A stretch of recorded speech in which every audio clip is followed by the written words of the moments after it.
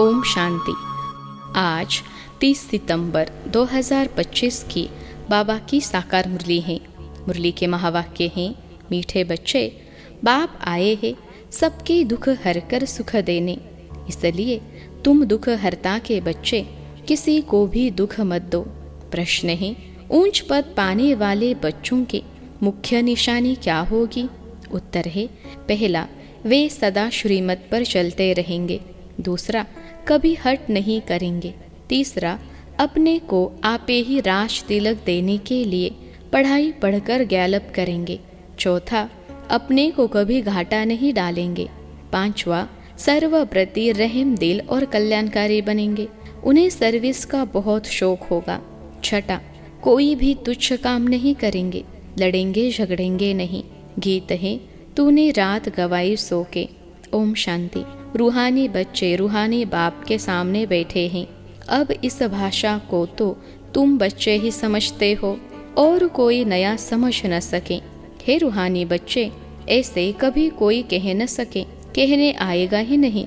तुम जानते हो हम रूहानी बाप के सामने बैठे हैं, जिस बाप को यथार्थ रीति कोई भी जानते नहीं, भल अपने को भाई भाई भी समझते हैं। हम सब आत्माएं हैं, एक बाप है, परंतु यथार्थ रीति नहीं जानते। जब तक सम्मुख आकर समझे नहीं, तब तक समझे भी कैसे? तुम भी जब सम्मुख आते हो तब समझते हो। तुम हो ब्राह्मण ब्राह्मणिया, तुम्हारा सरनेम ही है ब्रह्मा वंशी ब्रह्मा कुमार कुमारिया। शिव की तो सब आत्माएं हैं, तुमको शिव कुमार व शिव कुमारी नहीं कहेंगे, यह अक्षर रॉन्ग हो जाता। कुमार हो तो कुमारी भी हो। शिव की सब आत्माएं हैं। कुमार कुमारी तब कहा जाता जब मनुष्य के बच्चे बनते हैं।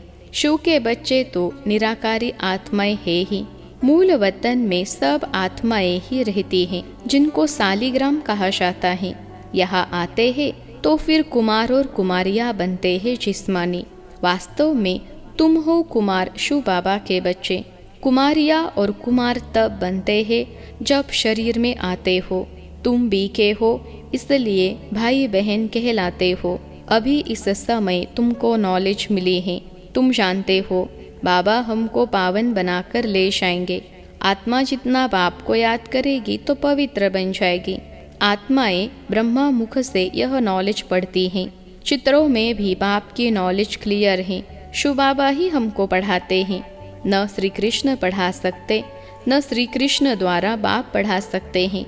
श्री कृष्ण तो वैकुंठ का प्रिंस है, यह भी तुम बच्चों को समझाना है। श्री कृष्ण तो स्वर्ग में अपने माँ बाप का बच्चा होगा, स्वर्गवासी बाप का बच्चा होगा। वो वैकुंठ का प्रिंस है, उनको भी कोई जानते नहीं।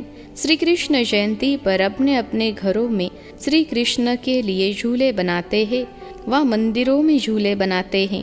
माताएं जाकर गोलक में पैसे डालती है, पूजा करती हैं। आजकल क्राइस्ट को भी श्री कृष्ण मिसल बनाते हैं, ताज आदि पहनाकर माँ की गोद में देते हैं, जैसे श्री कृष्ण को दिखाते हैं। अब श्री कृष्ण और क्राइस्ट राशि तो एक ही है, वो लोग कॉपी करते हैं। नहीं तो श्री कृष्ण के जन्म और क्राइस्ट के जन्म में बहुत फर्क है। क्राइस्ट का जन्म कोई छोटे बच्चे के रूप में नहीं होता है। क्राइस्ट की आत्मा ने तो कोई में जाकर प्रवेश किया है, विष से पैदा हो न सके।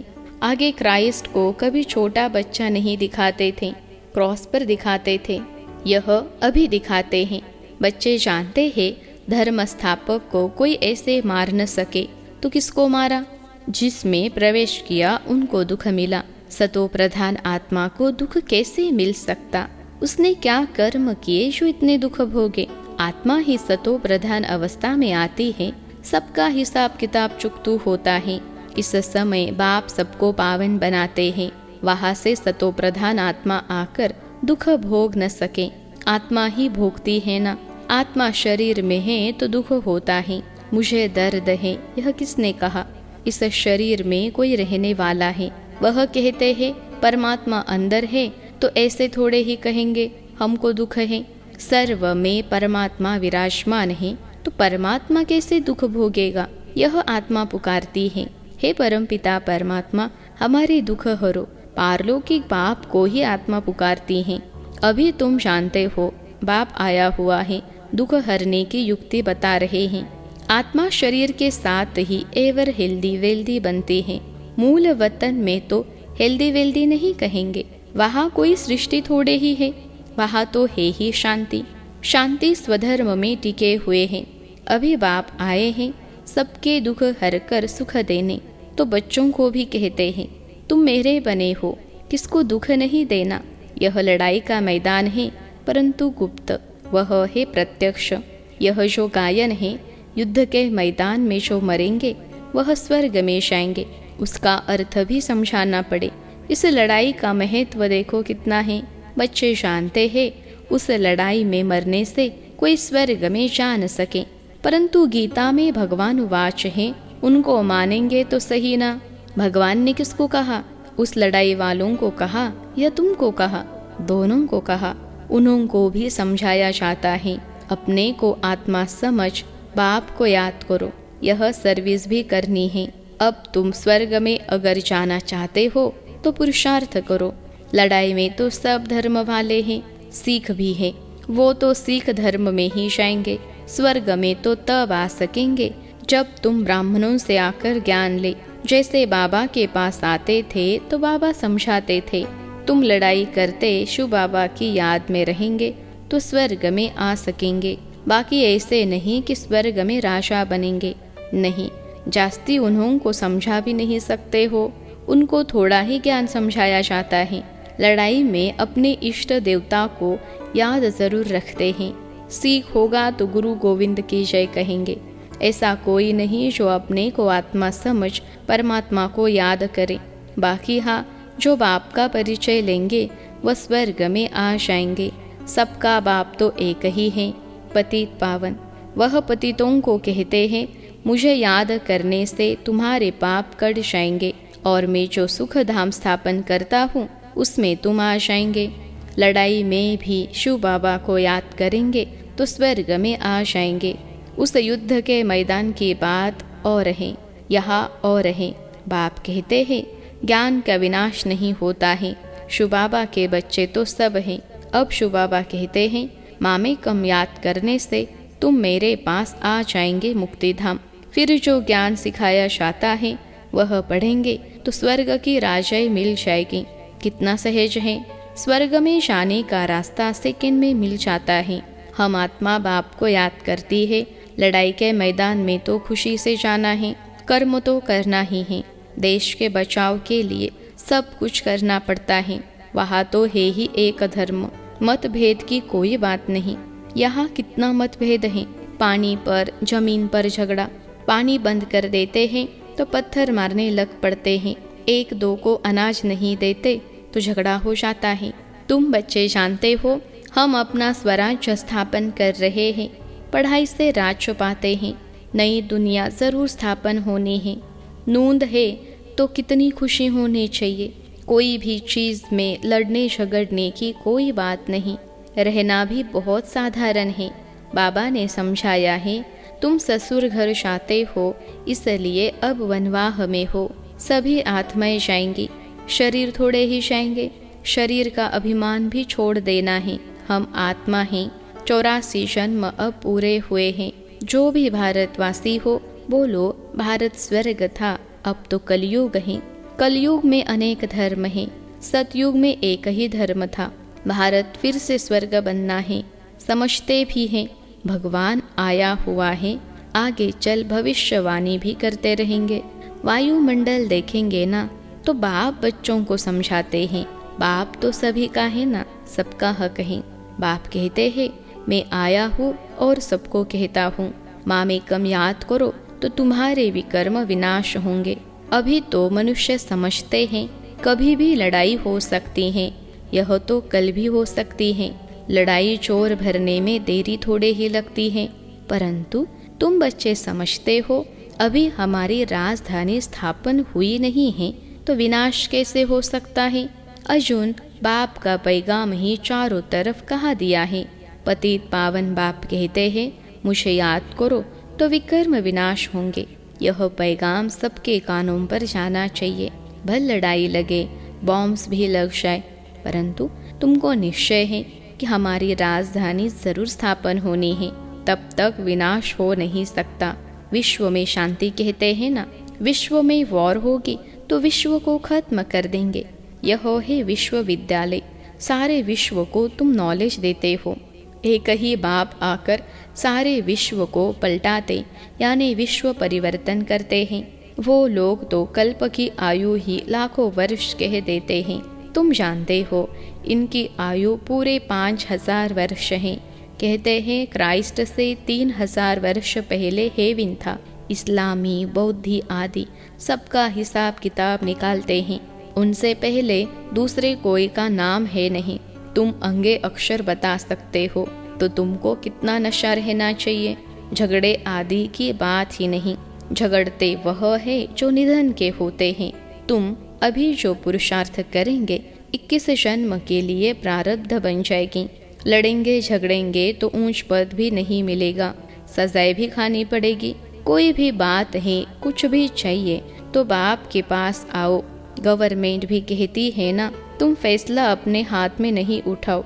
कोई कहते हैं हमको विलायत का बूट चाहिए, बाबा कहेंगे बच्चे अभी तो वनवाह में हो, वहाँ तुमको बहुत माल मिलेंगे। बाप तो राइट ही समझाएंगे ना कि यह बात ठीक नहीं है। यहाँ तुम यह आश क्यों रखते हो, यहाँ तो बहुत सिंपल रहना चाहिए, नहीं तो देह अभिमान आ जाता है। इसमें अपनी नहीं चलानी होती है।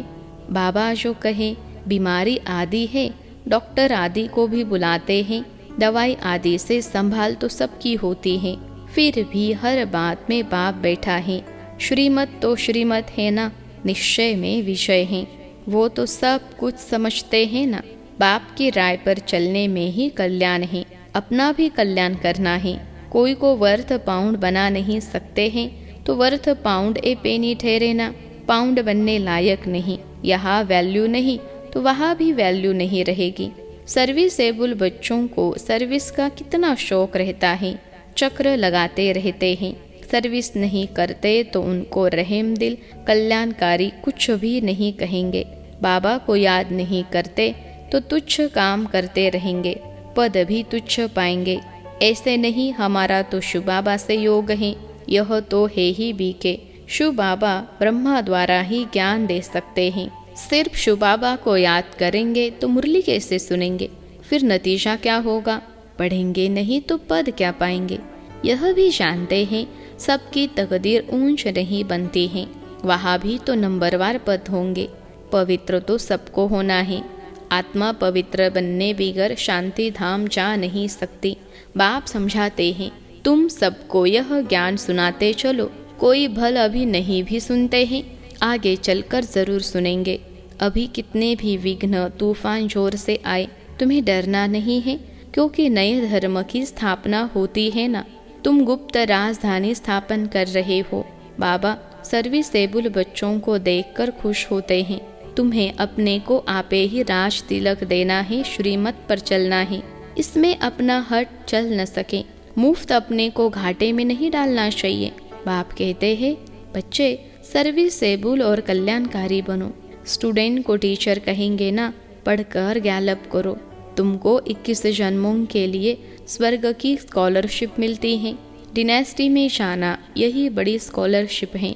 अच्छा, मीठे मीठे सिखलते बच्चों प्रति माता पिता बाप दादा का याद प्यार और गुड मॉर्निंग। रूहानी बाप की रूहानी बच्चों को नमस्ते। हम रूहानी बच्चों की सिखलते रूहानी माता पिता बाप दादा को याद प्यार, गुड मॉर्निंग और नमस्ते बाबा नमस्ते। धारणा के लिए मुख्य सार। पहली पॉइंट है संगम पर बहुत सिंपल साधारण रहना है, क्योंकि यह वनवाह में रहने का समय है। यहाँ कोई भी आश नहीं रखनी है। कभी अपने हाथ में लॉ नहीं लेना है, लड़ना झगड़ना नहीं है। दूसरी पॉइंट है विनाश के पहले नई राजधानी स्थापन करने के लिए सबको बाप का पैगाम देना है कि बाप कहते हैं मुझे याद करो तो विकर्म विनाश हो और तुम पावन बनो। आज का वरदान है संतुष्टता की विशेषता द्वारा सेवा में सफलता मूर्त बनने वाले संतुष्ट मनी भव। संतुष्टता की विशेषता द्वारा सेवा में सफलता मूर्त बनने वाले संतुष्ट मनी भव। विश्लेषण है सेवा का विशेष गुण संतुष्टता है। यदि नाम सेवा हो और स्वयं भी डिस्टर्ब हो, वो दूसरों को भी डिस्टर्ब करे, तो ऐसी सेवा न करना अच्छा है। जहाँ स्वयं के प्रति व संपर्क वालों से संतुष्टता नहीं, वह सेवा न स्वयं को फल की प्राप्ति कराती है न दूसरों को। इसलिए पहले एकांतवासी बन स्वपरिवर्तन द्वारा संतुष्ट मनि का वरदान प्राप्त कर फिर सेवा में आओ, तब सफलता मूर्त बनेंगे। आज का स्लोगन है, विघ्नों रूपी पत्थर को तोड़ने में समय न गवाकर उसे हाई जंप देकर पार करो। विघ्नों रूपी पत्थर को तोड़ने में समय न गवाकर उसे हाई जंप देकर पार करो। अव्यक्त इशारे। अब लगन की अग्नि को प्रज्वलित कर योग को ज्वाला रूप बनाओ। ज्वाला स्वरूप याद के लिए मन और बुद्धि दोनों को एक तो पावरफुल ब्रेक चाहिए और मोड़ने की भी शक्ति चाहिए। इससे बुद्धि की शक्ति व कोई भी एनर्जी वेस्ट ना होकर जमा होती जाएगी। जितनी जमा होगी उतना ही परखने की, निर्णय करने की शक्ति बढ़ेगी। इसके लिए अब संकल्पों का बिस्तर बंद करते चलो, अर्थात समेटने की शक्ति धारण करो। अच्छा, ओम शांति।